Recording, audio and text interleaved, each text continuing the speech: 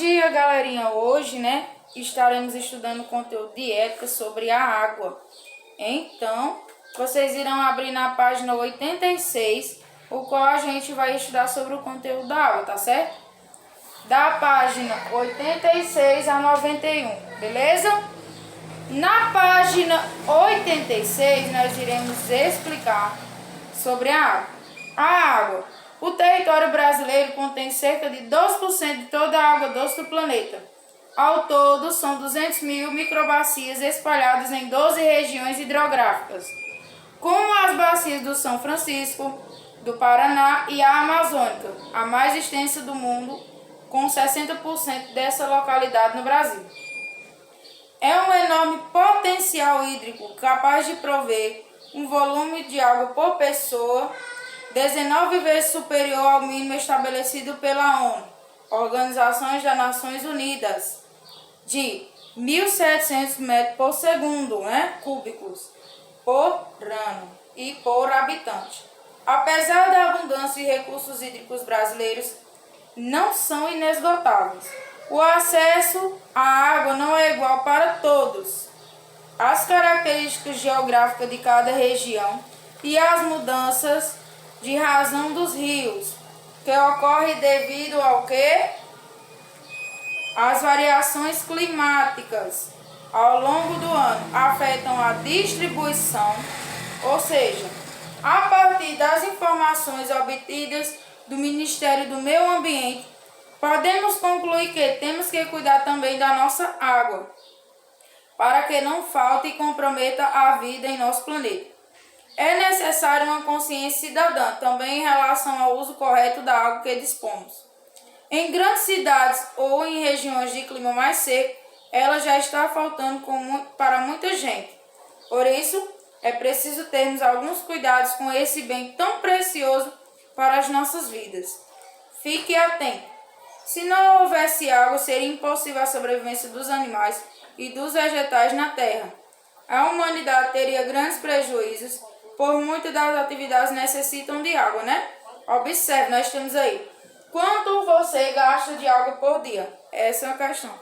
Uma pessoa gasta em média de água por dia ao escovar os dentes, com a torneira aberta em 5 minutos, 12 litros. Copos de água, 1 litro. Ao lavar o rosto em 1 minuto, gasta-se 2,5 litros. Com a pia tampada e a torneira fechada, 1 litro. Para fazer a barba, em 5 minutos, 12 litros. Com a torneira fechada, 2 litros. Tomar banho em 15 minutos, gastamos 135 litros. Com o chuveiro ligado em 5 minutos, 45. Com um balde de água, 10 litros. Limpar o vaso sanitário com a descarga, 12 segundos, 20 litros. Com a caixa d'água pequena, 10 litros. Com um balde de água, 6 litros.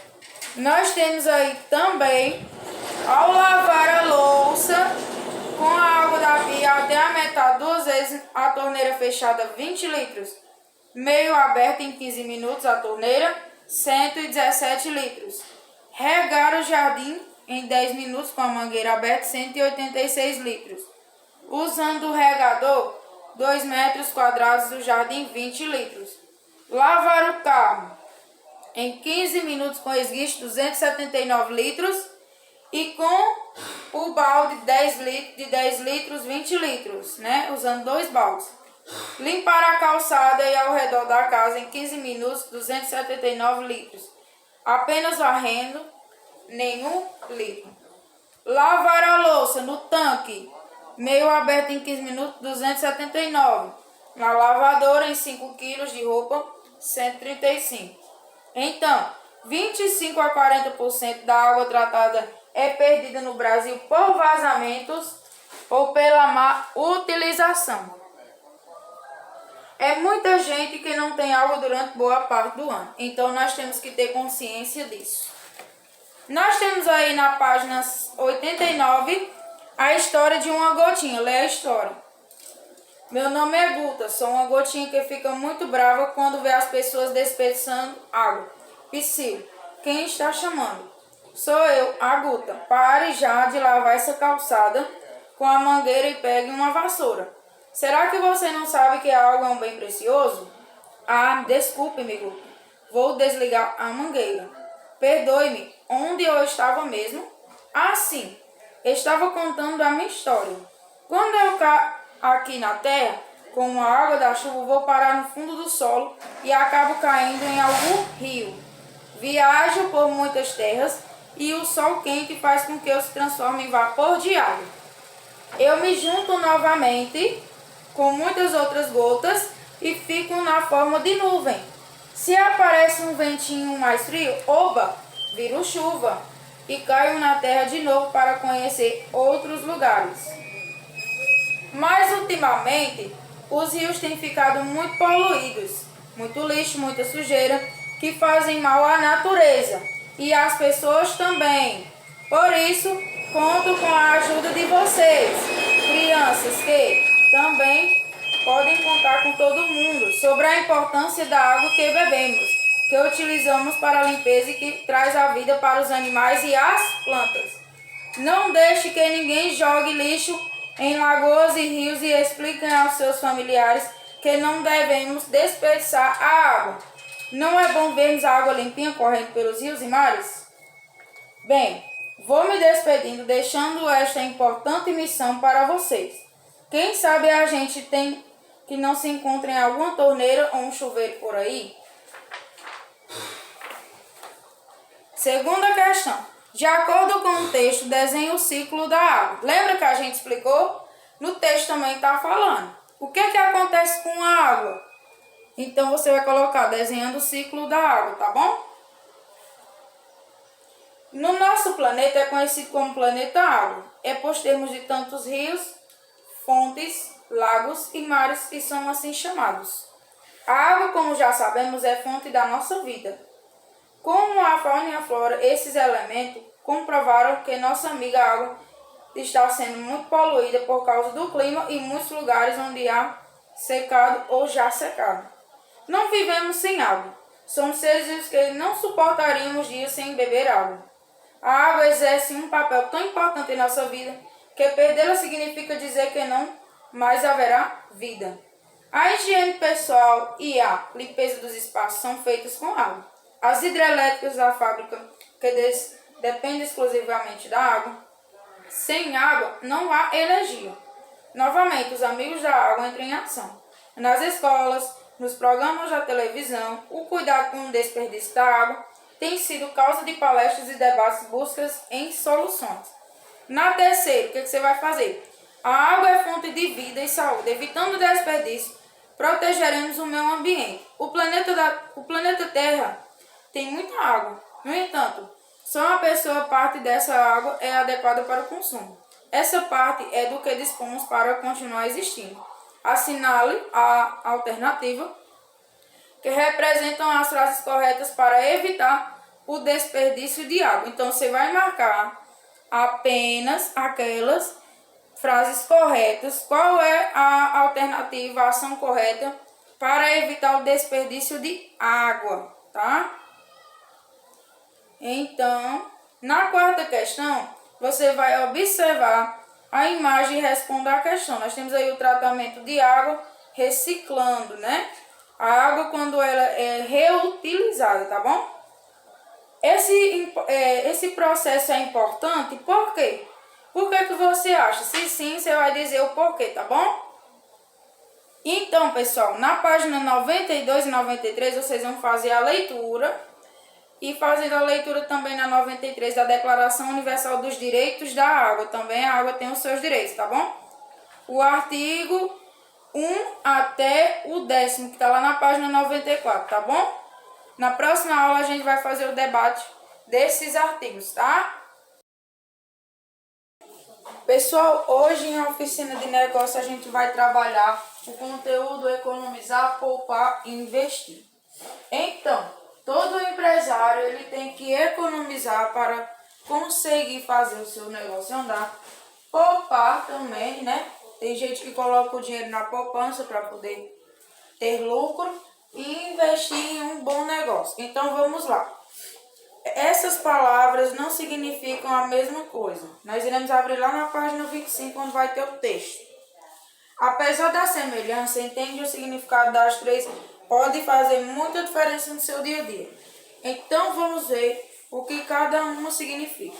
Economizar significa gastar menos, evitando desperdício. Economizar não é só guardar dinheiro, e sim pesquisar para procurar o mais barato e até mesmo deixar de fazer alguma compra que não é necessária.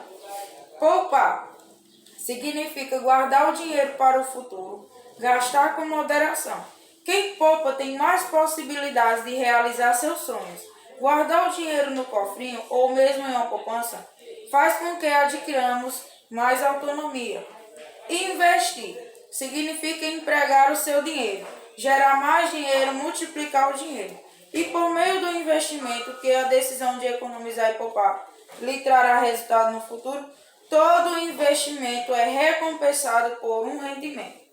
E assim, seu dinheiro se multiplicará. Então, nós temos algumas curiosidades aqui, dos consumistas. São pessoas que compram em exagero e desnecessariamente, sem necessidade de uso. Ou seja, vai ter há dois tipos de consumidores. Nós temos aqueles consumidores que compram coisas necessárias e os consumistas, que são aquelas pessoas que compram em exagero, desnecessariamente, sem uso da necessidade, Por exemplo, ele vai lá, compra e não tem necessidade nenhuma. Essas pessoas são chamadas de consumistas, só apenas consomem, mas não é para a sua necessidade. Porque nós sabemos que todos os seres humanos, eles vão ter necessidades básicas e vão ter que ter os seus desejos também, certo? Só que as necessidades básicas tem que ter por certeza o dia a dia, ou seja, a sua moradia, alimentação, coisas básicas para o ser humano. Então, hora do teste, lá na página 27, vocês irão responder marcando X. Fazendo a carinha para sim e a carinha triste para não. Nós temos aí. Você economiza sempre o dinheiro do lanche? Você está com o seu cofrinho cheio? Você quer comprar praticamente tudo o que vê? Na sua casa, você costuma apagar a luz ao sair dos ambientes? Você desperdiça o almoço constantemente? Você pesquisa antes de comprar? Você faz coleta seletiva? Você escova os dentes com a torneira aberta? Você aceita ou pede bombons de troco? Se a maioria das carinhas for felizes, nos círculos vermelhos, muito bem, você sabe poupar. Se a maioria das carinhas felizes ficaram no círculo azul, que triste. Você precisa poupar. Isso será importante para você agora e no futuro.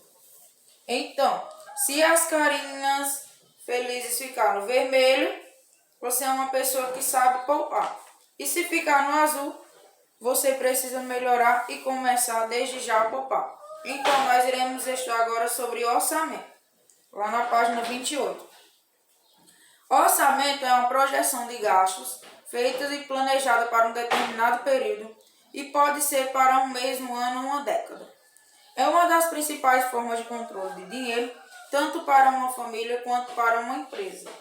Com a realização de um orçamento, você consegue confrontar as entradas e saídas do dinheiro em determinados períodos e, dessa forma, saber se em determinada data você terá ou não recursos para arcar com suas despesas ou para realizar alguns investimentos. Gerenciar o dinheiro de maneira certa garante o uso de todos os seus projetos, pois dessa forma você encontra um ponto de equilíbrio. Conheça os 4 passos para um orçamento. Então, primeiro, divida o objetivo do gasto. Segundo, tenha disciplina, não gaste demais. Terceiro, use uma planilha para fazer um orçamento, ou seja, tudo que você gastar durante aquele mês que você vai pagar as contas, geralmente a gente faz assim, faz uma planilha com o que você vai pagar e do outro lado o dinheiro que vai ser pago. Ao final de tudo é somado e se bater com o seu total, você não está poupando. Aí você precisa melhorar. Então você tem que fazer essa planilha para você saber o que você está gastando. Reavalie o seu orçamento. Então, quando você fizer a planilha, você vai ter que saber quanto é que você gasta e se vai sobrar algum dinheiro naquele mês. Geralmente a gente faz esse orçamento para saber o total que a gente está gastando e se a gente precisa melhorar, ou seja, poupar o nosso dinheiro. Primeiro, na questão aí, da primeira questão da página 29, nós temos: pinte de vermelho o retângulo que contém a melhor definição de orçamento. É uma noção de quantos membros devem ter uma família ou é uma projeção de gasto feita planejada para um determinado período? Então você vai pintar a definição mais correta de orçamento. Na segunda, uma das vantagens do planejamento das despesas é o controle tanto do orçamento, não gastar mais do que ganha, quanto das emoções, não comprar tudo o que vê, permitindo assim o conhecimento das reais condições financeiras e assim uma melhor administração destas. Analise o controle dos gastos das seguintes famílias. Nós temos a família de João Paulo e Gessé. João Paulo, a família dele gasta em aluguel R$200, alimentação 150, telefone 50, água e luz 60 e no total geral R$460. Já a família de Gessé, nós temos aluguel 350, alimentação 300, telefone fixo 180, água e luz não tem e aí você vai ver o total. Para você, quem melhor realizou o orçamento das despesas foi João Paulo ou Gessé? Observando o detalhe aí das tabelas, Gessé faltou algumas alternativas aqui, né? Então, para realizar um melhor orçamento, você tem que anotar todas as despesas e, ao final delas, somar, tá certo? Na terceira questão, agora responda. A sua família costuma realizar orçamento de gastos? Se sim, você marca o X no sim. Se não, você vai marcar o X no não, tá? Atenção! Em caso de resposta negativa, comente com sua família a importância da realização de um orçamento. Então, nós temos aí. Na quarta, por que é importante gerenciar de maneira correta o seu dinheiro? Por que será importante a gente gerenciar o nosso dinheiro? Ter cuidado. Quinta questão. Veja o quadro abaixo. Nós temos aí a família A e a família B. A renda do homem, a renda da mulher, extras, renda total e as despesas. Nós temos aí a renda do homem, 2.800, da família A. 3.000, família B. Mulher, 1.200. Família B, 2.500. Extras, R$200. Na família B não tem. Renda total, 4.200. Na família B, 5.500. Despesas, 5.100. E a outra aí, a família B, 7.200. As famílias apresentam no quadro acima ganham mais do que gastam ou gastam mais do que ganham. Por que isso acontece? Isso acontece com sua família, você vai dizer se sim ou não, tá? Então, na página 31 tem um jogo da memória. Você pode cortar e fazer em casa, brincando, tá bom? Nós temos aí do Sebrae, tá? Agora que você conhece as características de um empreendedor, saiba que existe um órgão que tem o objetivo de auxiliar nesse desenvolvimento, que é o Sebrae. Ele é um serviço social autônomo sem fins lucrativos que visa o estímulo de autossustentabilidade das pessoas e das comunidades. Com todo esse conhecimento, é só seguir o slogan do Sebrae. Quem tem conhecimento vai em frente. Vamos trabalhar as características do empreendedor? Recorte as cartelas e jogue com um colega usando a concentração e a memória.